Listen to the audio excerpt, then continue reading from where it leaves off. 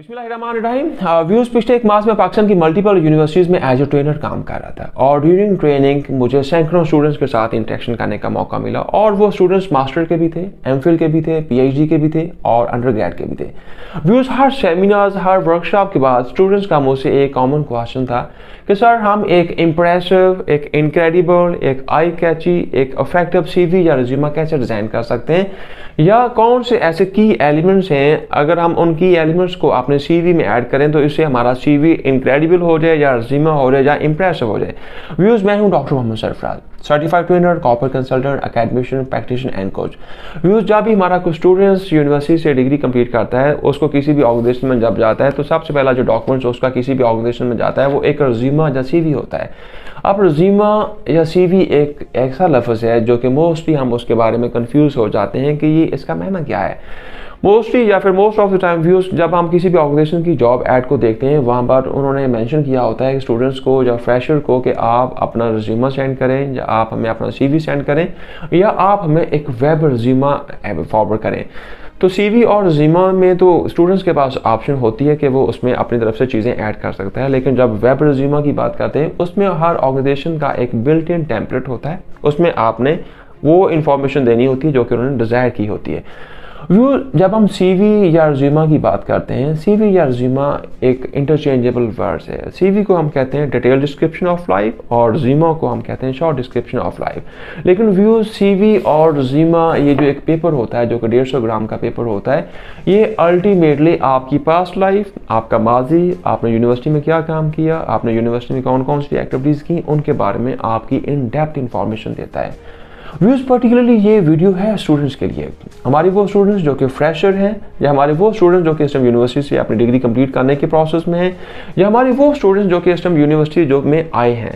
क्योंकि अगर वो इन 11 की एलिमेंट्स को अंडरस्टैंड करेंगे, अपनी लाइफ में इम्प्लीमेंट करेंगे या अपने सीवी में ऐड करेंगे या अपने रिज्यूमे में इनको ऐड करेंगे, अल्टीमेटली क्या होगा कि आपके रिज्यूमे या सीवी के शॉर्ट लिस्टिंग के चांसेस बढ़ जाएंगे। व्यूज, किसी भी ऑर्गेनाइजेशन में जो सबसे पहला आपका डॉक्यूमेंट जाता है वो आपका रिज्यूमा या सीवी होता है और एक हेड हंटर या एक रिक्रूटर आपके रिज्यूमा या सीवी को पढ़ने में मैक्सिमम 10 से 15 सेकंड लगाता है। 10 से 15 सेकंड में आपकी किस्मत का वो फैसला कर लेता है।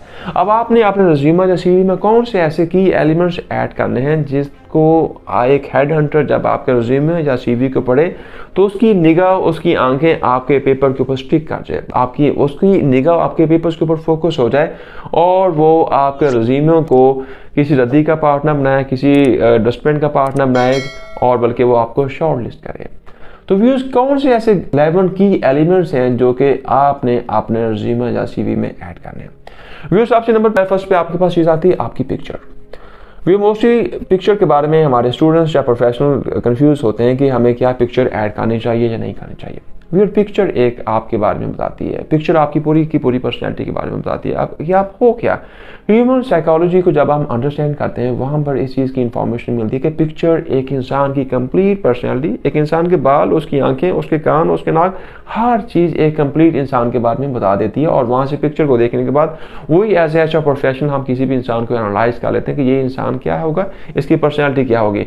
तो व्यूअर्स, मोस्टली हमारे स्टूडेंट्स क्या काम करते हैं जब वो अपनी पिक्चर को वहाँ पर ऐड करते हैं, या तो वो पिक्चर बड़ी फनी मूड में होती है या पिक्चर बड़ी नॉन प्रोफेशनल एटीट्यूड में होती है या पिक्चर बनाते वक्त उनके हाथ में कोई गन, कोई फूल, कोई फ्लावर, कोई ऐसी चीज़ें पकड़ी होती हैं जैसे वो नॉन सीरियस उनका एटीट्यूड शो होता है। तो फिर आपने सबसे पहले जो अपने रिज्यूमे या सीवी में जो चीज़ ऐड करनी है वो आपकी पिक्चर होगी। अब पिक्चर आपने एक प्रोफेशनल ऐड करनी है जो कि गुड जेस्चर में हो, गुड पोस्चर में हो और एक स्माइलिंग फेस वाली हो ताकि आपकी पूरी की पूरी पर्सनैलिटी उसके ऊपर आपकी रिफ्लेक्ट हो। व्यू, सेकंड चीज़ पे आपने क्या ऐड करनी है। व्यू, सेकंड चीज़ आपके रिज्यूमे या सीवी में जो आपकी ऐड होगी वो आपकी क्वालिफिकेशन है। व्यू, क्वालिफिकेशन के बारे में ये है कि आपकी क्वालिफिकेशन आपने एक टेबलर फॉर्म में वहाँ पर ड्रा करनी है और उसमें आपने कोशिश करनी है कि जो आपकी लेटेस्ट डिग्री है उसको नंबर फर्स्ट पे लेके आना है, उसके बाद उसकी कम प्रायोरिटी वाली डिग्री, उसके बाद उससे कम प्रायोरिटी वाली डिग्री आपने उसमें ऐड इस तरीके से करनी है। अब मोस्टली स्टूडेंट्स क्या करते हैं, अपना मैट्रिक की डिग्री को सबसे पहले नंबर पर डिस्क्राइब कर देते हैं, उसके बाद एफएससी, उसके बाद बीएससी, उसके बाद एमबीए, जो उनकी क्वालिफिकेशन होती है इस तरीके से वो उसमें ऐड करते हैं। नो, आपने ऐसा नहीं करना। आपने अपनी क्वालिफिकेशन को क्रोनोलॉजिकल ऑर्डर्स में ऐड करना है और टेबलर फॉर्म में लेके आना। सबसे पहले जो लेटेस्ट डिग्री आपकी, अगर आपने MBA किया है वो कहाँ से किया है, आपकी यूनिवर्सिटी कहाँ से थी, आपका स्कोर क्या था और आपका पासिंग ईयर क्या था। इस तरीके से आपने टेबलर फॉर्म में वहाँ पर अपनी क्वालिफिकेशन को ऐड करना है। लेकिन यहाँ पर आपने एक चीज़ बड़ी रिमेंबर रखनी है, आपकी वो डिग्री जो कि कंटिन्यू है व्यूज़, आपने वो इसमें मेंशन नहीं करनी।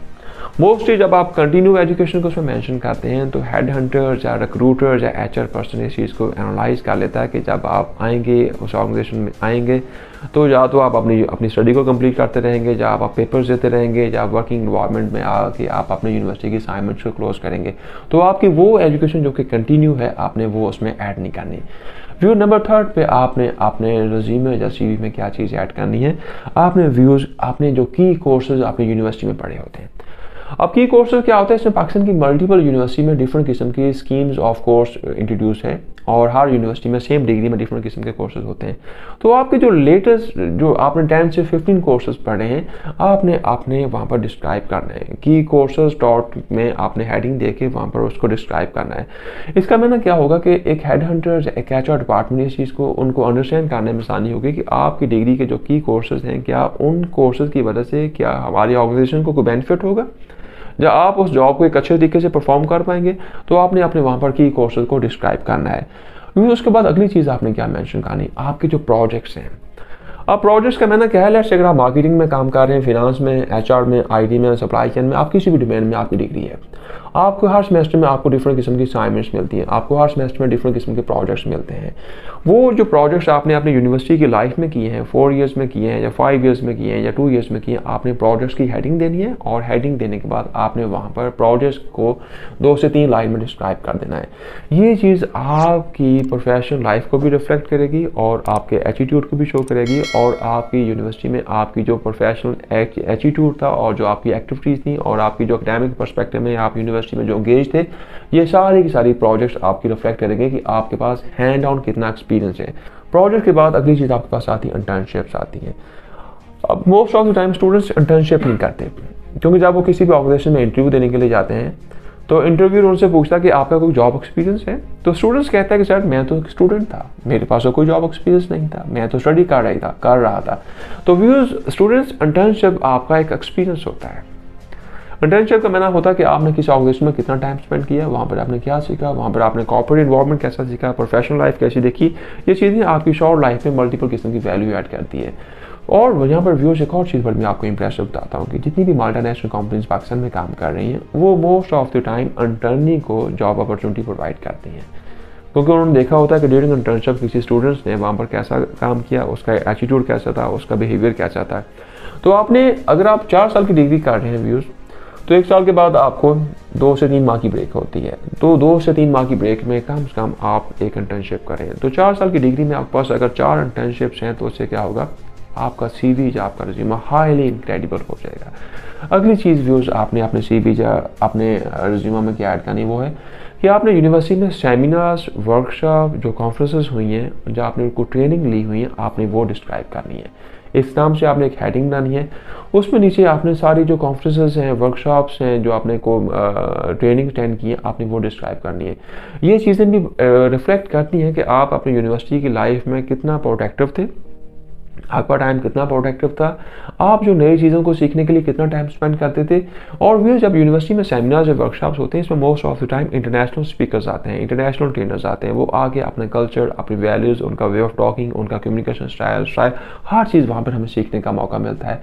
और मोस्ट इंपॉर्टेंटली वो जितनी भी चीज़ें होती हैं वो फ्री ऑफ कॉस्ट होती हैं। यूनिवर्सिटी में जितनी भी ट्रेनिंग्स होती हैं, वर्कशॉप्स होती हैं, सेमिनार्स होते हैं, कॉन्फ्रेंसेस होती हैं, वो सारी की सारी फ्री होती हैं और हमें इंटरनेशनल एक्सपोजर सीखने का मौका मिलता है। व्यूअर्स अगली चीज़ आपने क्या है डिस्क्राइब करनी है, सर्टिफिकेशंस का।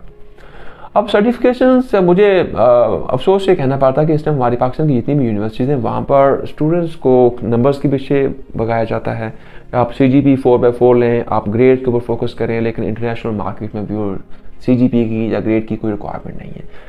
अगर आप पिछले 6 माह का पाकिस्तान की जितनी भी मल्टीनेशनल कंपनीज की जॉब ऐड उठा के देखें, वहाँ पर उन लोगों ने कैटेगोरिकली लिखा हुआ है कि वो ओनली प्रेफर सर्टिफाइड प्रोफेशनल। अब होता क्या है कि वो स्टूडेंट्स जो कि इंटरनेशनल मार्केट से आते हैं, उनके पास सर्टिफिकेशन होती हैं, वो उनको जॉब की अपॉर्चुनिटी मिल जाती है। और जो हमारे यहाँ के स्टूडेंट्स हैं जिनके पास सर्टिफिकेशन नहीं होती, तो आज का हमारा स्टूडेंट्स कहता है कि मैंने जस्ट CGP मेंटेन करनी है या नंबर लेने हैं, मुझे सर्टिफिकेशन निकालने की कोई ज़रूरत नहीं है।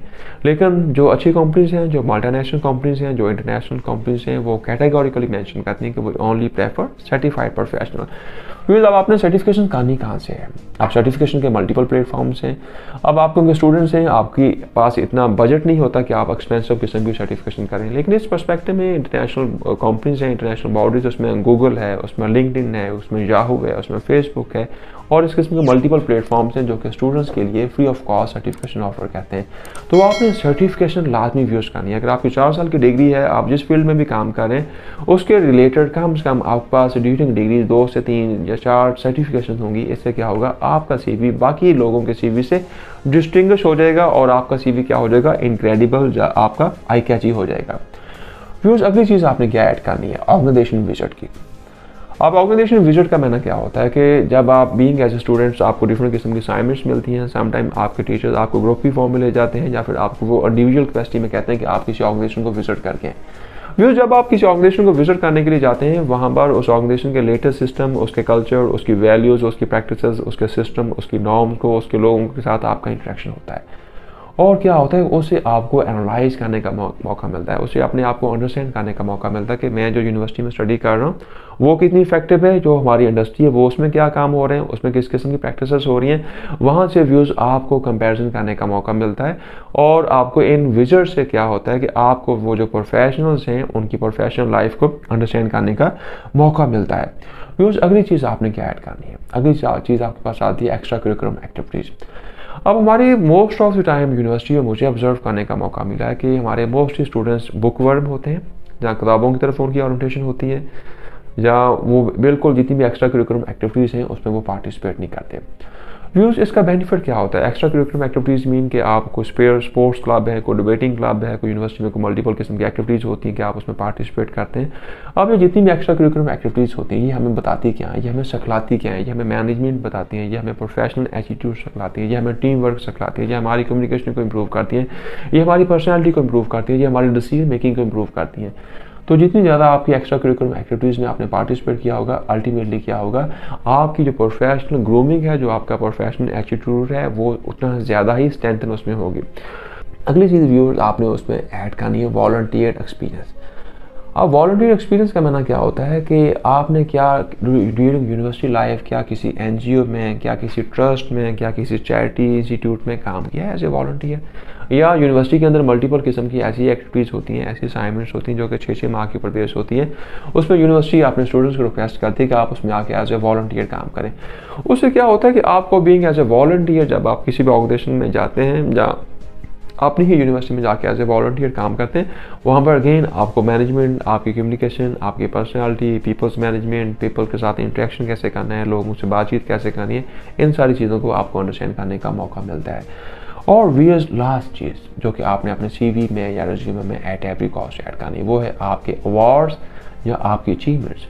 मोस्टली स्टूडेंट्स जब यूनिवर्सिटी में 4 साल का, 6 साल का, 5 साल का टेन्योर स्पेंड करते हैं, वहाँ पर यूनिवर्सिटी में उनको परफॉर्मेंस बेस्ड स्कॉलरशिप मिलते हैं, या वो डिफरेंट किस्म के अवार्ड्स विन करते हैं, या डिफरेंट किस्म की एक्टिविटीज़ में जब वो पार्टिसिपेट करते हैं तो वहाँ पर उनकी परफॉर्मेंस की बेसिस पर उनको डिफरेंट किस्म के अवार्ड्स मिलते हैं।